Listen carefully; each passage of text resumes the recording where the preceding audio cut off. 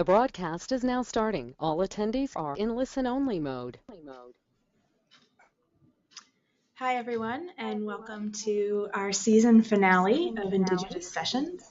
My name is Claire Angus, and I'll be hosting today. We have a very special guest with us today, Frank Preston, who will be sharing with us on spiritual pathways in high-level decision-making. This is going to be a very engaging session, and I hope it's really informative and helpful for you. Just wanted to have a couple of reminders before we launch into his presentation. One is that we will have some time for Q&A at the end, and so make sure there should be a window on your screen where you can put your questions in, and just continue to, as he comes up with concepts that you have questions about or want to come back to, use this opportunity to enter your questions into the chat box, and we will have a time where we can come back to them after the session is finished.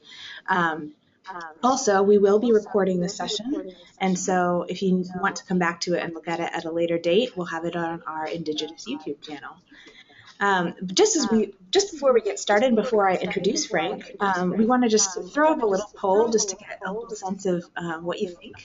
We have a question, just want to take a pulse and ask the question, does somebody have to pray to receive Christ in order to become a Christian? So you should see that poll up on your screen.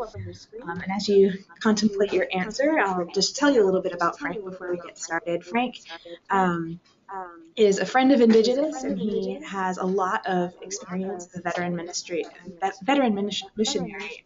He's worked with many different partner organizations in addition to his own organization, and has been developing media strategies for church planting movements. He's done a lot of research and a lot of digging into how actually jihadi movements and networks recruit for high risk recruitment, and it's a very different type of a recruitment strategy than you might find in a lot of other business strategies or anything along those lines. But without sharing too much more, I'll turn it over to Frank and let him share his wisdom with us. Thank you very much. I'm hoping you guys can hear me. I appreciate the time spending with you, and I want to let you know that I love questions, and hopefully I like tough questions. So feel free. I don't shrink back on some of these things. I enjoy what I do. I'm pretty passionate about what I'm doing. Let me share my screen. Here we go. Claire, can you see me? Just assuming that my screen's coming forward. So I'm passionate about what I do and really enjoy it. What we're going to be talking about today is why Rahmad comes to faith and not Abdullah. And what it really, on my blog, I discuss on media2movements.org what's considered to be third generation of communication strategy. And as Claire talked about it, as mentioned, a lot of my background, a lot of my research is about how jihadis were recruited and really came to faith. The reason I was studying jihadis is because, much like what we are doing in conversion, these people were willing to die for an ideological cause. Al-Qaeda is not just a radical movement; it's a media-driven ideological movement, which basically means they do their recruitment through media. They do significant numbers of media strategies. They identify a certain segment of the population who's willing to die for a cause. They recruit them. They maturate them. They actually use the term they are converted. And then these people go on to end up within, from my research, somewhere between 3 to 6 months of actually first going on a website. They are strapping on a bomb and willing to die for a cause. For those of us who are involved in the kind of work that we are, we rarely see someone who's willing to die for the cause within a short period of time.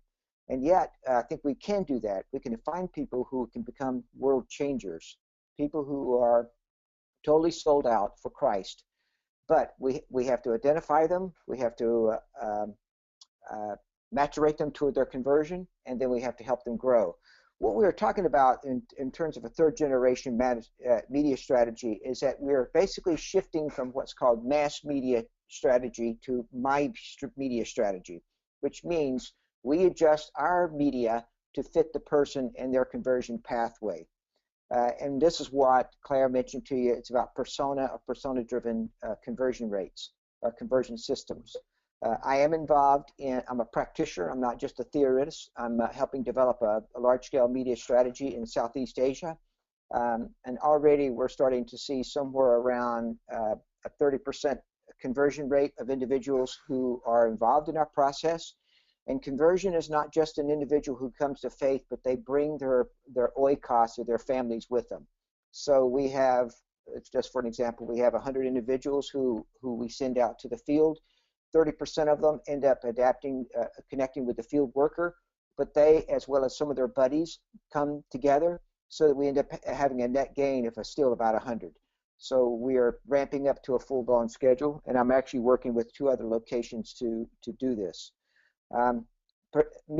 Persona-driven media strategies can actually be looked at how Jesus dealt with ministry in John 3, John 4, and John 6. In John 3, Jesus meets Nicodemus. He discussed with Nicodemus things related to religion, spiritual things, apologetics, maybe if you want to look at it that way. And then in his results, he ends up just meeting Nicodemus at his particular need. You flip over to John 4, Jesus meets the Samaritan woman who's dealing with significant issues of shame. And he helps walk her through how to deal with her shame and how to have a relationship with God, and that God is really seeking her out. Then you move over to John 6, and Jesus is dealing with people whose conversion pathway is basically what they can get out of God, how they can get out of him. These are the fishes and loaves individuals. They're interested in making Jesus king, so what they can gain out of this relationship. So in each of these are 3 different spiritual pathways by which Jesus interfaces and interacts with individuals as they are coming to faith. He meets them, he encourages them, and he helps maturate their growth. In high-level decision-making, which is basically when people convert, they have an identity change, and it's very different than what we considered low-level decision-making. Low-level decision-making is a lot what James Engel and Viggo Sogard and other writers have discussed, which is basically how a person comes to faith, but it's basically how Jesus is added to their identity structure. And that's much how the U.S. comes to faith. When someone comes to faith here, not much has changed. They'll still be able to go and have Thanksgiving dinner with their family. They're still able to have their job, and they typically will not be killed because they become a believer. In high-level decision-making, a person's whole identity structure changes. Who they are, how they interact with their family, and actually sometimes they end up having to die for a cause. In high-level or high-identity conversion rate, it involves stages, steps, and processes. And this is what I'm going to walk you through today, what is basically involved in high-level decision-making conversion rates. We do hear, and most of the time we hear of stories of people who come to faith in other countries who basically will go into a website, they'll read a gospel message, they'll click a box that I prayed to receive Jesus, and we are happy by that. But what happens is those are really actually anomalies to a population. The reason I know this is anomalies is because I look at the percentages. If it's under a 2% conversion rate on any type of website, then you're dealing with anomalies. And anomalies make up, in statistics, the higher or lower ends of 2%. If you're dealing with breaking outside of that, moving into 4 or 5% conversion rate, then you're actually dealing with mainstream conversion. So what I'm going to be discussing with you is basically what's considered to be a normal conversion for a person in a high risk situation. So let me just step right in because we've spent a few minutes on preliminaries here. I want to walk into you and start to lay out to you first what is considered to be the model. I'm going to drag this. In the model, you have basically 5 stages of conversion. You got belief disruption, cognitive opening, religious seeking, frame alignment, socialization, and those 4. Belief disruption, I'm going to step into that first. Okay, let me next step in to say that there's basically processes that go on in this belief, in these processes. Belief disruption essentially is things that happen outside of our media message. A person is at home, he's living his life, and he has his own belief structure, his own religion, and life is going well. And then something happens, either economy, the culture, religion, family, personal, and as a result, their religion is not working. Recently, we heard about the earthquake that occurred in Nepal. Most of the population right in Nepal are involved in what's considered to be belief disruption. Their religion, which has been worshiping all the various idols of the mountains and the rivers, is not working. Things fell down, and they're questioning, saying, "What happened to you, God? Where are you? What's life about? What's my belief like?" Culture could be another one, like what's happening in Syria. People are saying, my whole culture is messed up. Family, someone dying in your family could be something that causes belief disruption. My mother died in a car accident, and suddenly I'm like questioning, who's God? Where is God? It could be personal, where you end up have cancer or some type of things. It's a place where your life is used to work and it's not working anymore. So suddenly you're saying, what's going on? What happens after belief disruption is what's called cognitive opening. And in cognitive opening is that I'm willing to consider another religion pathway, because my old pathway is no longer working. And it's self-driven. There's a feeling of dissatisfaction, and there's a willing to consider new experiences. And questioning is part of it. This is why on our websites we end up having things where people will write to us saying, I have a question about, is the Bible been changed? Well, that's really not their deep question. Their deep question is really, why is life not working anymore for me? So questions are very important for people who are involved in belief disruption. And this is the point where we actually start to interface with an individual. In the cognitive opening side, it's just something that happens external. In the belief disruption, in the cognitive opening part, we actually meet them. They have come to our websites or to come to our call centers. So when they call, we know something is actually going on. Next is, let's see, my Prezi is not working right here. What happens is we end up having a website that talks about something related to various people's spiritual pathway. In this case, we're looking at Fatima. She would be more like the Samaritan woman. She grew up with an abusive environment that led her to lose her faith. And so we connect with her based upon her persona or what her spiritual pathway is. We look for key words that actually identify the spiritual pathway. One of the things we did in Southeast Asia was that we analyzed the data from 2 media organizations on what people were writing to or contacting them for us to help develop the keywords by which people used whenever they made their phone calls or wrote in for their emails. From those, we ended up developing what we consider to be 7 spiritual pathways based upon these keywords. Now what we're doing is we're taking these spiritual pathways and keywords and we're putting video clips that relate to the pathway and the keywords. And we're going to use that as part of our push-out media strategy that I'll talk about in just a minute. So the websites capture people based upon the path, their persona or their spiritual pathway. Next thing that happens is what's called religious seeking. So not only are they're cognitively open, but they're now thinking about their own belief systems. They're looking at the God relationship. It's self-initiated. They're looking for truth. They're exploring beliefs about what they believed and beliefs of what we believe. But the big key factor is that they're ready for religious change. They're thinking about it and they're considering it. Now then, in the first 3 stages, belief disruption, cognitive opening, and religious seeking, people are passive about their religious exploration. It's at this point, if we do our job correctly, they move from passive to active. And what happens in a passive to active is that they are now wanting to engage and go back and forth. Prior to that, they're just kind of searching the internet and looking to see what they can find. They're not willing to change, but they're actually open for change. One way by which we can take and help a person shift from passive to active is called mobile media push out. We take short clips related to our keywords, and we send it out to the individual who's we have identified their spiritual pathway, and we know that certain clips are effective at certain stages of their conversion pathway. We take, like on this one, this particular woman was open for religious change, and therefore we want to send something that's shame-based, maybe a section from Magdalena.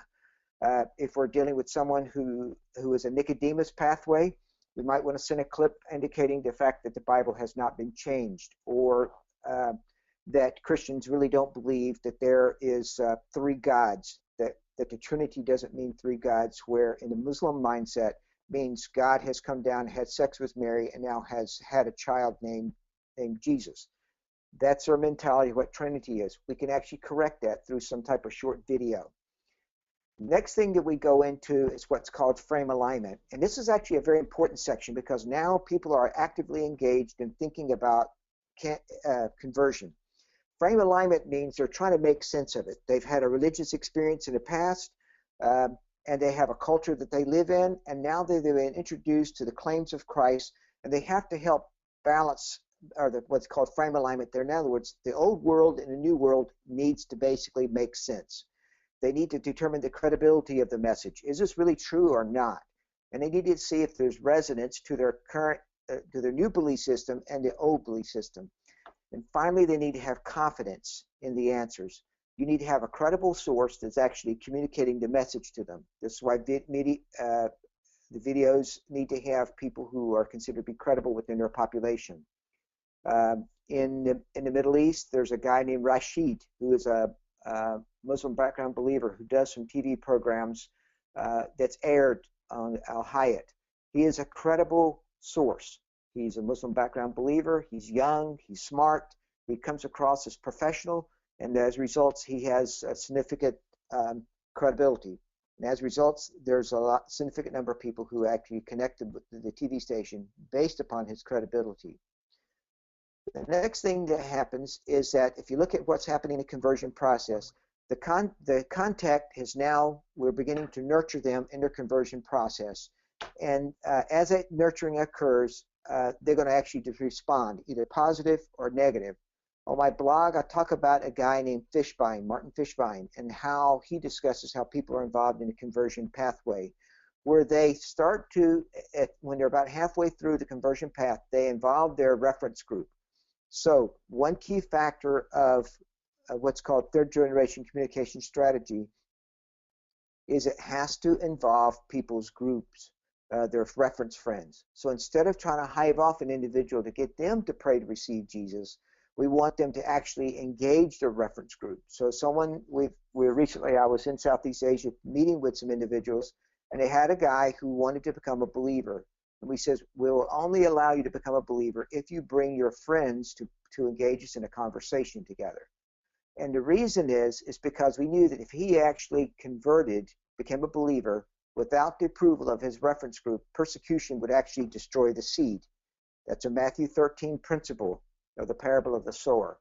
So we asked them, bring your group together. And so currently right now the guy is involved with bringing his group together to discuss things. And there's where we bring in what's called socialization. That means before a person becomes a believer, there's going to become a value change, or identity reconstruction, or identity construction. They used to be a thing. They used to be Muslim. They used to be Hindu. Now they're going to become something else other than Hindu Muslim. They may not necessarily become Christian in what we would use the term, because in their mind, Christians are only people who drink alcohol, have free sex, and eat pork. So we don't want them to become Christians. We want them to become followers of Isa al-Masih, or followers of Jesus. And that involves identity reconstruction. And the other part is we need to have a validation. And that validation comes from their reference group, or their social group. So that's the next piece. And the way that happens is that they develop it from small groups. So it's oikos grouping. We want to encourage people to become believers in a group setting as compared to an individualistic setting. If you look in the book of Acts, of the 21 times by which they have conversion experiences described, 19 of them are in group settings. Only 2 of them are individuals. One is Paul, and the other one is the Ethiopian eunuch. The other 19 are groups of people coming to faith. And what happens in a group conversion experience, you create a thing called entitivity. Entitivity means they become a new entity. And research has shown that when a person becomes a believer within a group setting, they withstand persecution significantly better than the person who becomes a believer as an individual. So the joining in a group is actually quite important.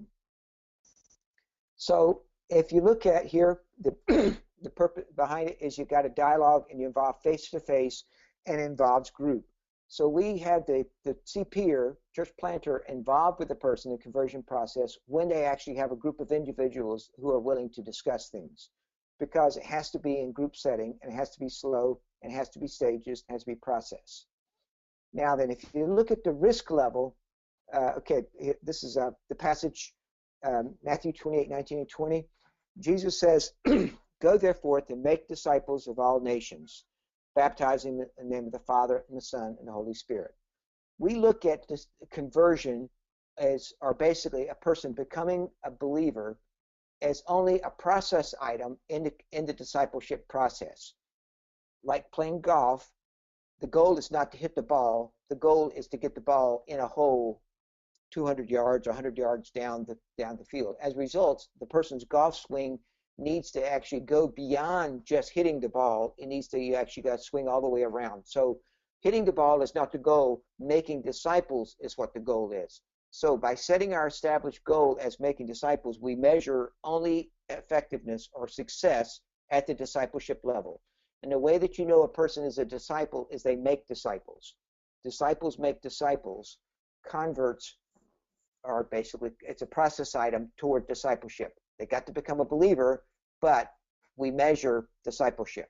So therefore, in Southeast Asia, we're only interested in disciple and disciple making, and that's our end metric. We measure process items in between, people hitting websites, people coming onto websites, logging on, but we measure effectiveness, or we measure success at the discipleship stage. So that's a quick overview. I discuss a lot more of this on my Media to Movements blog. So I want to kind of take questions from you guys now. So Claire, I'm not sure how this works. Can you pick, what do I do now? Hi, Frank. Can everybody hear me? Good. Yep. Thanks so much for that, Frank. That was really, really helpful. And just want to reiterate and encourage any of you who've been just soaking it all in and storing up your questions to go ahead and put those in the chat window, and we'll kind of address them as we go along. There's a lot of material there, and so one thing, even one of the first questions that came up is something I think you started to maybe get at right at the very end. The question is, do low-level decisions matter in the process of making disciples, and how do those, can you maybe explain a little bit more about how those two different things of maybe some simpler and maybe easier to measure decisions or indications feed into the bigger picture? Sure. Okay. First of all, is a low-level decision making. These are two terms that I want you to mix up. Low-level decision making is what we read about in marketing material, or what we read on HubSpot or some of the other types of things, where someone buys something or they consume something, they participate in something, but it doesn't change who they are per se. Maybe if I get dressed up, I used to look like a hoodlum, and now I'm dressed up like a well-dressed man or something. But it doesn't really change who I am. High-level decision-making, my whole identity structure has changed. I am something different than I used to be. In the blog, I used the analogy of someone getting married. I used to be an unmarried person. I meet someone, and I make a decision. I'm going to change my identity structure to become a married person. Things I used to do as married, as unmarried, I don't do any longer. So my whole world has changed. So do I measure? So when we measure people in a high-level decision-making, yes, we do measure things like hitting on websites. That's a low-level activity. Engaging in conversation, that's a low-level decision-making. But it's only when a person makes a decision that they're going to make disciples that really you're convinced that they've involved in high-level decision-making. That's a very risky thing to actually start to share Christ with other people and see the other disciples made. Does that answer that, Claire? Or do you want to come back again? Yeah, I think if the person who asked the question has further questions, or if that raises other issues, feel free to add those. Also, just want to say we're aware of the audio echo. I'm sorry about that. We're working to try to fix that. So hopefully at least Frank is clear. Yeah, I'm very clear, yeah. Okay, so I want to ask again, maybe go a bit deeper. What are some of the key differences between converts and disciples? In John 6, if you look at John 6, when the fishes and loaves, they were calling these individuals, at that day, Jesus had 15,000 disciples who were following Jesus. Then Jesus laid out to them that they need to drink his blood and eat his flesh to be his disciples. And at that day, John 6:66 said, many people walked away and no longer followed him. So a convert, a convert in the way that we measure it, oftentimes a person is interested in how Jesus can become part of their life, but they're really unwilling to pay the price for being a disciple. Now then, did something really change within them? Did they really actually make Christ Lord of their life? Did they actually change from darkness to light? I don't really know. The only thing that I do know is that when a person becomes a disciple, the convert, really, you can actually have something that you, though you don't know what goes internally in a person's heart, you can tell by their behavior something really has changed inside their heart, and that is they have just become a disciple of Christ. Now, I think that's why Jesus wants us to measure discipleship as compared to check boxes or professions. That was one of the things that I learned from the jihadis, is that they don't care what people say, they care about what people do. And so I think that's for us. If we're able to measure what people do as compared to what they say, then that's actually a better metric. If you look at the book of James, that's what James talks about. Faith without works is dead. So when a person does something that's indicating that their faith is alive, then that's actually the way by which we're able to measure it. They really truly are a convert because they've truly become a disciple. Great. So another question is, how would you speak to a group in a digital context? If a person wants to become a believer, how do you ask them to bring their group in? We generally try to bring that down from a group context to where they actually have a face-to-face relationship with an on-the-ground person. You can get people in a group setting to involved in conversations to know whether or not they are open for religious change. We do this by things such as, I'm going to be speaking from a Muslim context, we would say to them, get 2 or 3 of your friends together and look at Al-Imran 3 and John 1, where it talks about Jesus is considered the Word of God. Compare and contrast these two books and what they say about who Jesus is. When they come back to us and give a group answer, then we know that this is a group of individuals who are considering the claims of Christ. I wrote an article for an EMQ called the 2.5% Principle. If you write to me, I'll send that to you, but I describe that more in detail, why that's an important item. But essentially, it comes down to we did a project in a Southeast Asia country where we measured individuals in their conversion and we measured groups in their conversion. And we found that universally, though individuals made a profession for faith, they almost universally all fell away. But when a group made a profession of faith, they end up having about a 30% conversion rate. They stuck with the process longer, which is what Matthew 13 talks about. The first 3 seeds in Matthew 13 is all individuals. A seed sown by the road, a seed thrown in the rocks, a seed thrown among the thorns, and in all 3 of them, the seeds do not reproduce. It's only that seed which sown in the field with other seeds in little clumps. And if you kind of think of how wheat is done, it's in little clumps together, or rice. They succeeded by sticking together, and that's that term intitivity. So you're asking how can it be done in a digital context? You do it by getting groups of individuals to discuss things in the digital world, small segments, small groups. But then for conversion to occur, you need to basically move it to a face-to-face to a church planter. Okay, thanks, Frank. And we are doing this. We had a couple requests for you to put the kind of the big slide from your Prezi back up. Would you mind doing that? I think that might prompt a few additional questions. Thanks.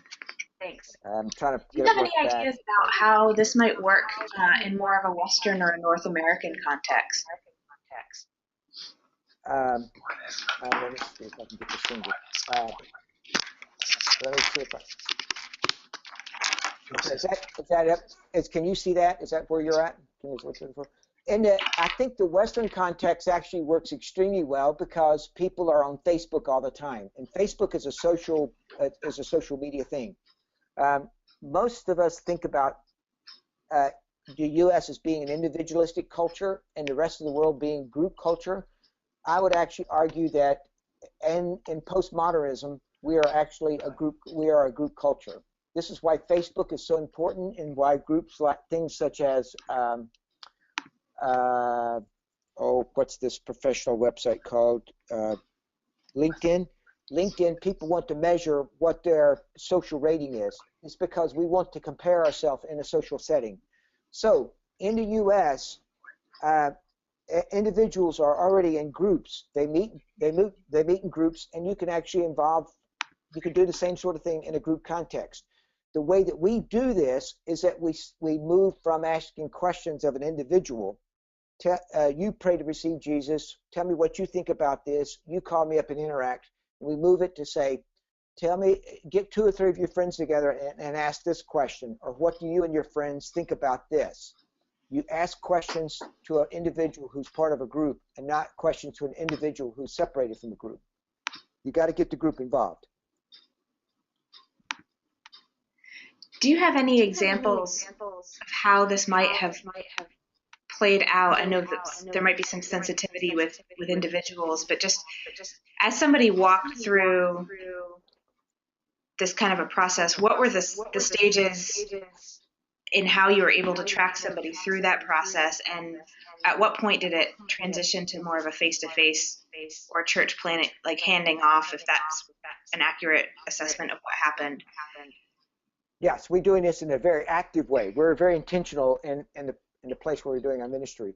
Is that when we see an individual, we observe questions, and I'm showing this in a very linear context: belief disruption, cognitive opening, religious seeking, frame alignment, socialization. It's actually, this is more, it shows to be linear, but it's actually more like chutes and ladders. A person will jump sometimes from belief disruption all the way to frame alignment, some socialization back to cognitive opening.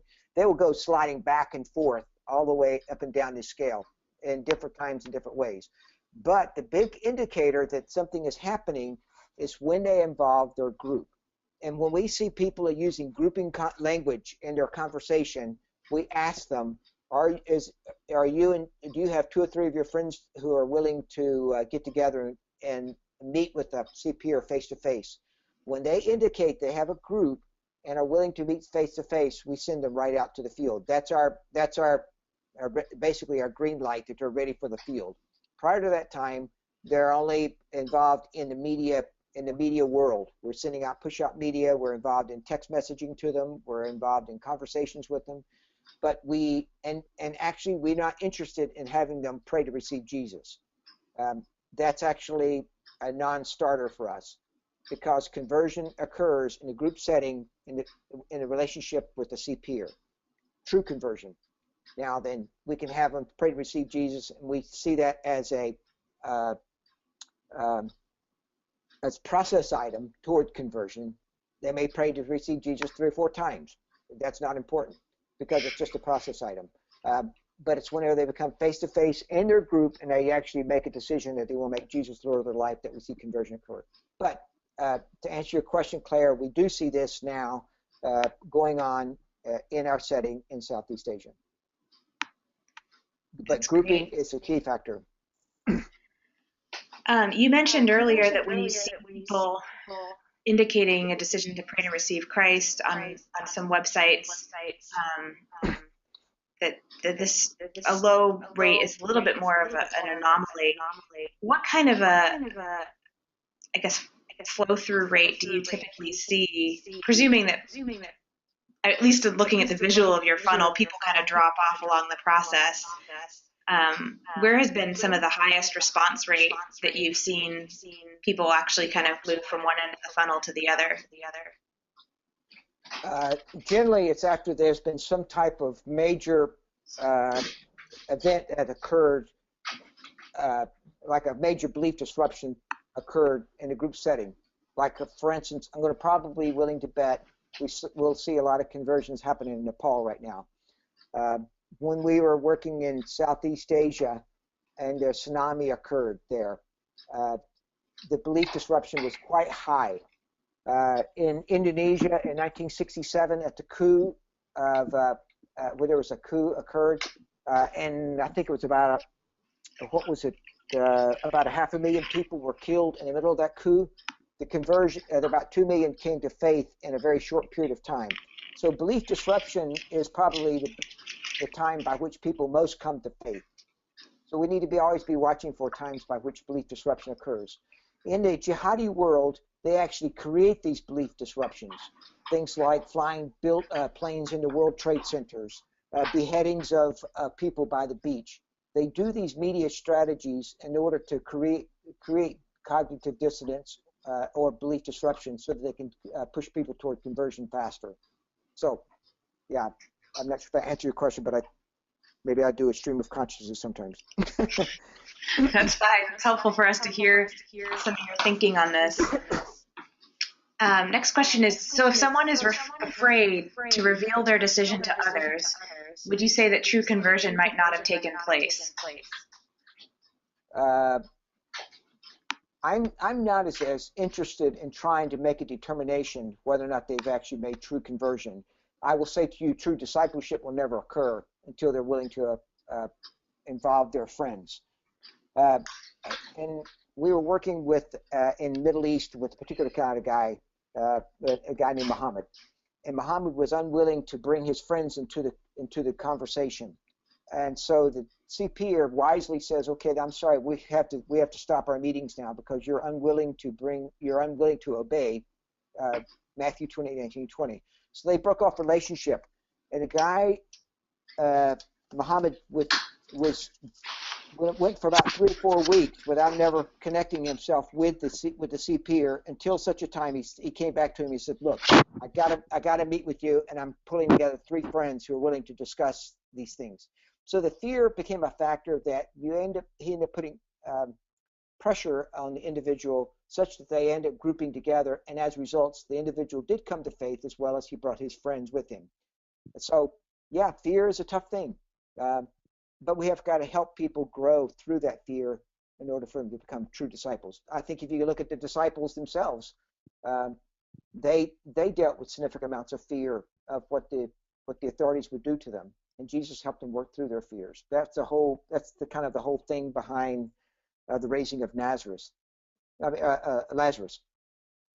It's Jesus helping the disciples work through their fear.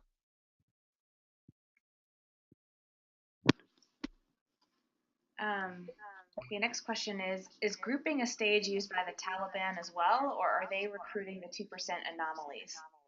They're totally grouping. This is why we end up building these. You see these terrorist cell groups.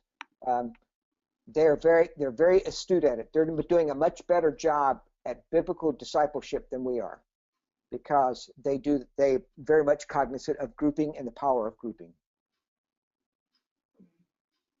I discussed this on one of the articles in my blog. Essentially it comes down to where our theology originated from and how we look at theology. Do we look at theology as an individualistic conversion thing, which is a very Western construct, or do we look at theology from a third world perspective, which is very grouping? think one of the concerns that a lot of this brings up is that, if somebody brings their friends, that puts them at risk of proselytizing and even being killed by those friends. And does that happen? That's an excellent question, Claire. Here's what happens: is that, and I talk about this on the Fishbein when I talk about the Fishbein model. When a person happens to have what they call a reference group, and let's guess and say a person has 100 individuals that they know in their world, friends, relatives, cousins, that sort of thing. When they are in the conversion process, they happen to know which individuals in their whole grouping are the ones who are willing to consider these types of religious things and which ones are not.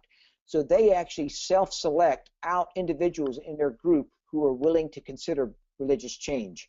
And as results, when we pull in an individual, we pull in the individual and his friends who are open for religious change. The ones who are the bad guys, the individual self-selects those out of the group. If you look at John 1:32 through 52, those first 6 disciples that Jesus recruited were already a group of individuals who were meeting and discussing Messiah stuff. And so when Jesus recruited them, they were actually already a small group who were demonstrating intuitivity.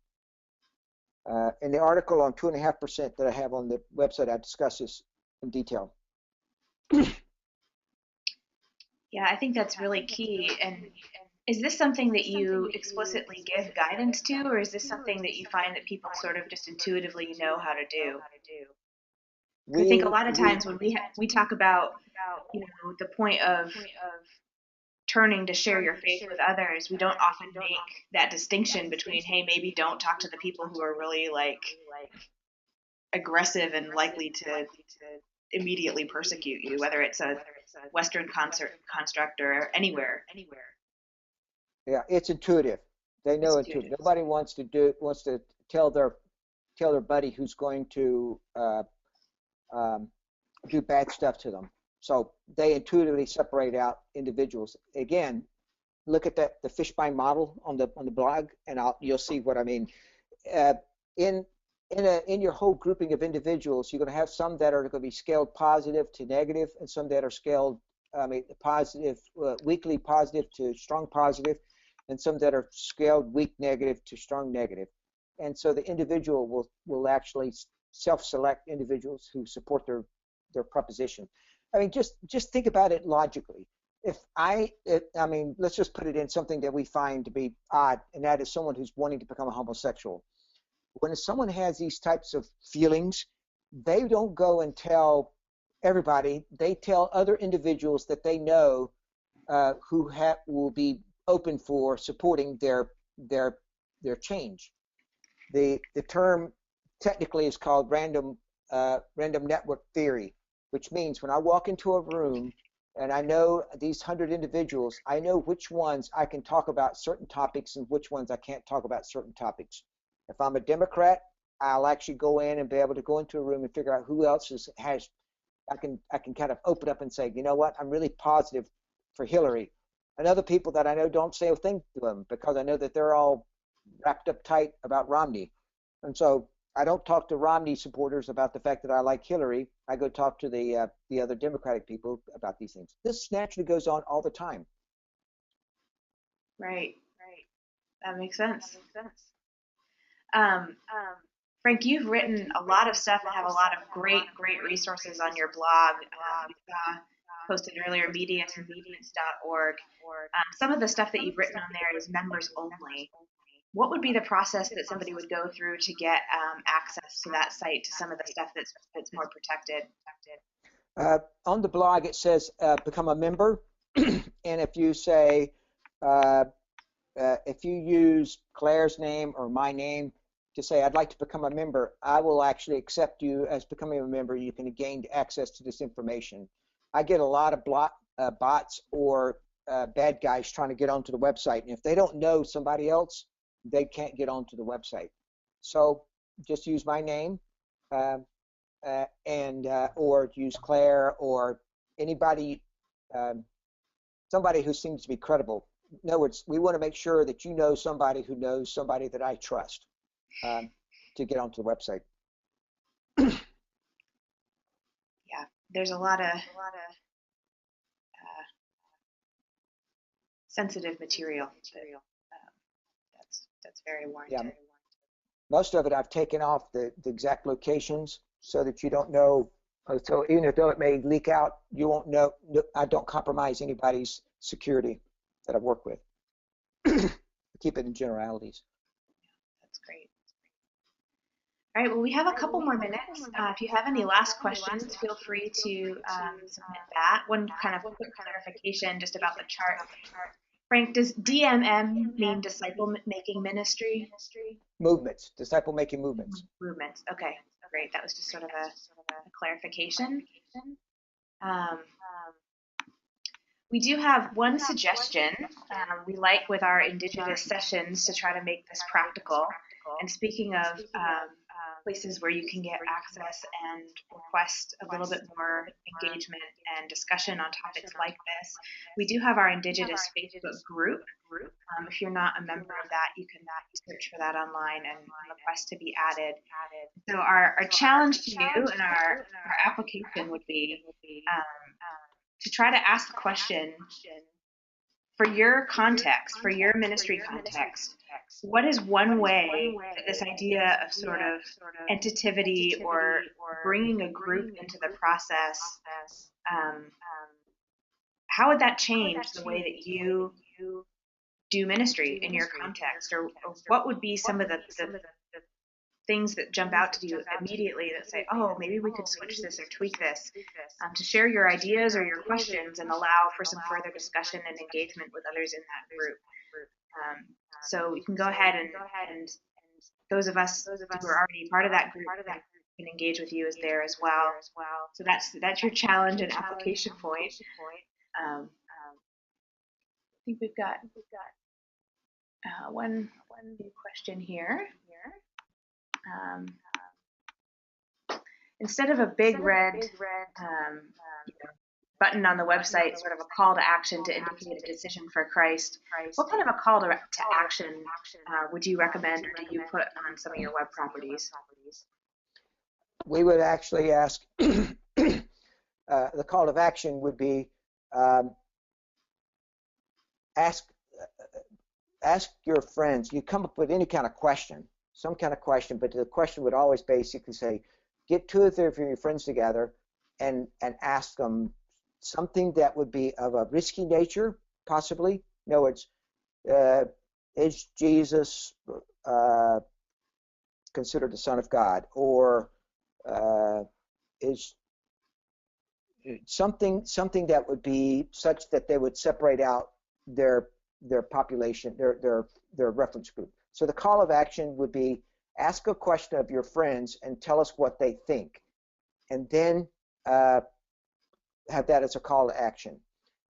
And they could actually log on. You get their reference, something to do with giving up an identifier, their email or their text message, and then you could text them back later on, what did your friends think?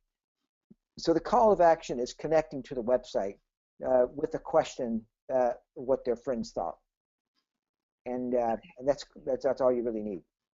And the behavior you might measure in that is whether or not they're willing to give up their contact information. It's actually 2 things: willing to give up their contact information, and the next second behaviors are willing to ask something of their friends. And you find out the answer to that through sort of a personal follow-up. That's exactly right. So it needs to move from mass media and impersonal to actual face-to-face, or some type of text messaging. There's still one gap removed from meeting an individual, but you're actually involved with a conversation with a person through text messaging. Need Him has done a great job at deploying that sort of strategy, but they have not used it to do grouping. They've only used it as give up your identifier so we can involve with a text message conversation with you. But grouping, gosh, I can't emphasize enough. Grouping is very critical for high-level decision making. Frank, do you find that social sharing of clips of content is sort of a key point to connect with those reference points. And is that an effective strategy? It's very effective, and here's why: is that we haven't finished out the software build out, but the direction we're going to in our strategy in Southeast Asia is that when we send out a small clip like the one I showed you down below, Magdalena, we'll actually give the clip to the individual, and the URL will have whatever it takes for the URL, but there'll be one code built on the end of it indicating that this, it may be a letter A or a letter Z or 1, 2 or something at the end of it. It's a code that we know was sent to this particular individual on this particular date. We'll watch the number of times he reads it, as well as who else he shares it with, he or she shares it with. If they share it with multiple individuals, that means this person is actually grouping. So video clips are important for a person in the conversion process. This also, it tells us how they are sharing. And again, this is not rocket science that I've actually figured out. This is part of what is basically done in the secular world for people who are involved in what they call complex sales. That you really have to keep people. You got to keep sending media items to an individual who is involved in wanting to buy something that's actually a complex sales. If you notice on when you go and you go to Amazon and you're looking to purchase something on Amazon, and then you decide, I don't want to purchase this after all, they will continue to send you advertisements on that particular item. The reason is because they're wanting to keep you engaged in thinking about this item. Theoretically, this is called agenda setting.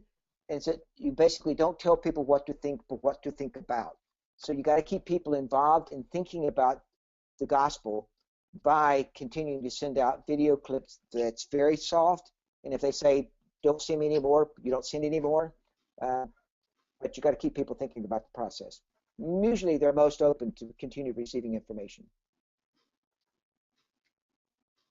This is really great. Frank, it sounds like a lot of what you're saying relies on quite a network of there's a lot of different pieces that you're describing, and there's from the on-the-ground connections to the back-end kind of systems and all that kind of stuff. I don't know if you can do this briefly or whatever or not, but we had a recent Indigitous session on building partnerships. Can you just share maybe 1 or 2 principles that you've learned about building partnerships for media strategies? Yeah, the strategy that we're building in Southeast Asia, we've got about 6 media organizations tied in, and we have a single CRM that we're working off of, and we got about, I don't know, probably 10 or 12 field organizations who are also part of the partnership. One of the things about the partnership is that we're all equal players. We're all sitting at the table together, and we're both field and media are sitting down discussing how we can build this thing together. So nobody is in control. Nobody owns it. It's not my organization. So in other words, partnerships need to be all peers, and it needs to be non-organizational. And we need to contribute whatever we have to contribute to the process. Some of them are media television, some of them are media internet, and some of them are field guys. And there's even Bible guys thrown in the middle of it who basically distribute Bible. So we're all equal partners. We're running off of a common CRM. That's a tough decision as to how we bring in the CRM. And the other part of it is we give lots of feedback to everybody up and down the scale.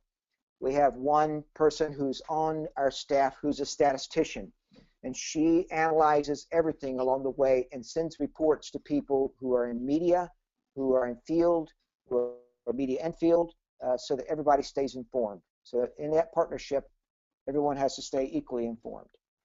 So, and then probably the bigger thing is that we're ideologically aligned. We all are involved in media that leads to CPMs. And if you don't buy into CPM, that's perfectly fine. But we found that it is actually good media theory to be involved in CPM or DMM kinds of strategies. So we're ideologically aligned, and then we're all equal partners. Is CPM church planning movements in that acronym?